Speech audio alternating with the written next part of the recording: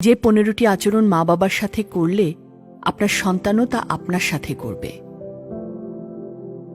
ঘরে ফিরে আগে মা বাবার সাথে দেখা করুন, সালাম দিন, কুশল বিনিময় করুন, কিছু সময় তাদের সাথে গল্প করুন।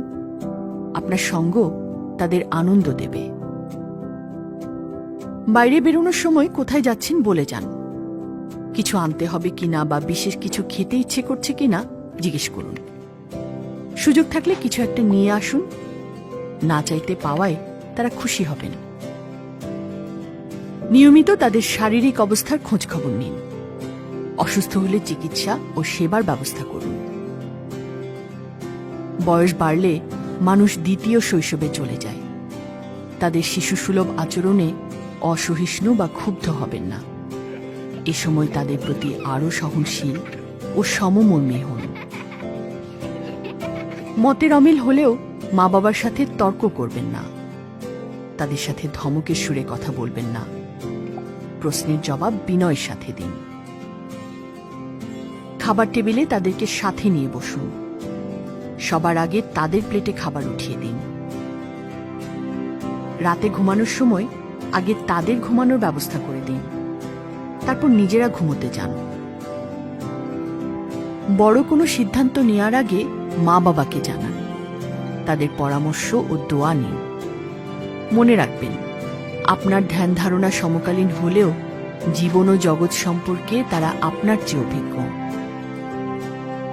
বাসায় কোনো অনুষ্ঠানের আয়োজন করলে তাদেরকেও সম্পৃক্ত করুন। বৃদ্ধ হয়েছেন বলে সংসারে তারা এখন বোঝা, অপাংতেয়, বাসার কারো আচরণে যেন তা প্রকাশ না পায়। মা ও অবসরপ্রাপ্ত বাবাকে বিনয়ের সাথে নিয়মিত হাত খরচ দিন।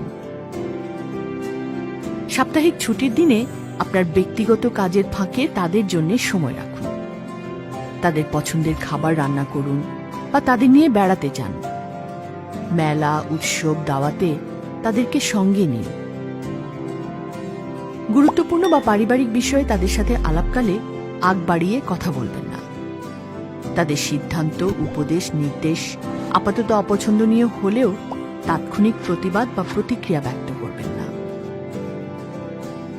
কোনো অন্যায় বা ভুল করতে দেখলে বিনয়ের সাথে তা বুঝিয়ে বলুন। তাদেরকে শুধরে নিতে সাহায্য করুন। জীবন সায়াহ্নে সন্তানের কাছে থাকার আকুতি তাদের মাঝে সবচেয়ে বেশি থাকে। এ সময় তাদেরকে গ্রামে বা নিজের থেকে দূরে শুধু গৃহকর্মী দিয়ে পরিবেষ্টিত করে রাখবেন না। শিশু বয়সে আপনাকে তারা যেভাবে আগলে রেখেছিলেন, তাদের শেষ বয়সে আপনিও তাদের সেভাবেই আগলে রাখুন। বোঝা মনে করে তাদেরকে বৃদ্ধাশ্রমে পাঠানোর কথা ভুলেও চিন্তা করবেন না। জীবন যেমন স্বাভাবিক, মৃত্যুও তেমনি স্বাভাবিক। জীবন যেমন সম্মানজনক, মৃত্যুও তেমনি সম্মানজনক হওয়া উচিত। তাই মৃত্যু পথযাত্রী মা বাবাকে লাইফ সাপোর্টে ঢুকিয়ে নির্জন সেলে একাকী ফেলে রেখে তাদের অসম্মান করবেন না।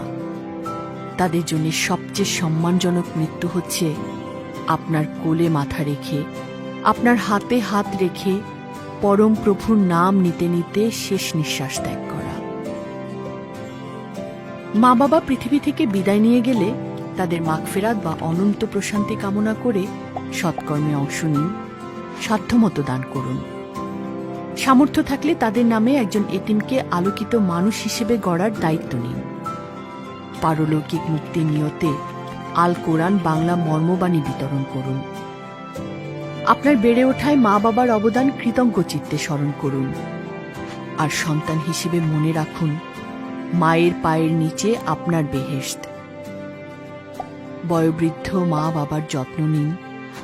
বার্ধক্যে আপনিও যত্নে থাকবেন।